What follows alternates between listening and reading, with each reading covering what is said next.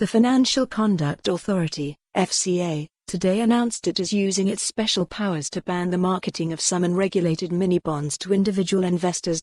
Mini-bonds have come under scrutiny since the collapse of London Capital and Finance, LCF, earlier this year. But what exactly are the controversial investment products, and what has the FCA banned? Citi AM answers your questions. Read more. FCA to ban marketing of mini-bonds amid concerns over investor losses. What are mini-bonds? Mini-bond is used to refer to a range of different investments.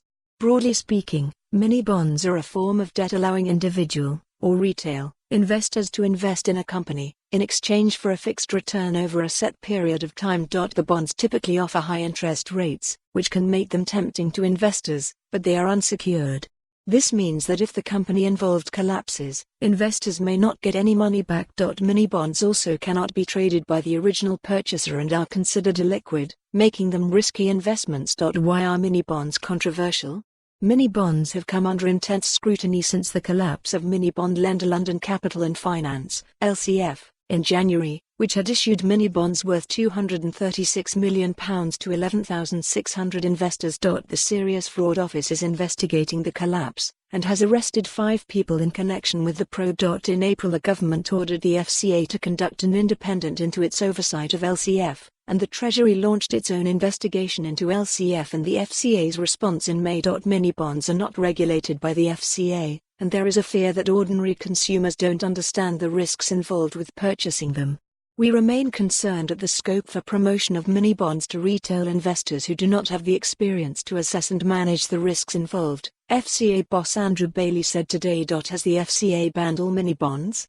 No, the FCA has not banned the marketing of all mini-bonds. The watchdog does not actually have the power to directly regulate mini-bonds, but it has used special intervention powers to implement this limited ban. The watchdog's restriction applies to what it describes as the more complex and opaque mini-bond arrangements under which funds raised from investors are used either to lend to a third party, invest in other companies, or to develop property. Crucially, the ban announced today does not cover mini-bonds issued by companies to raise costs to fund their own activities, or to fund a single property investment in the UK.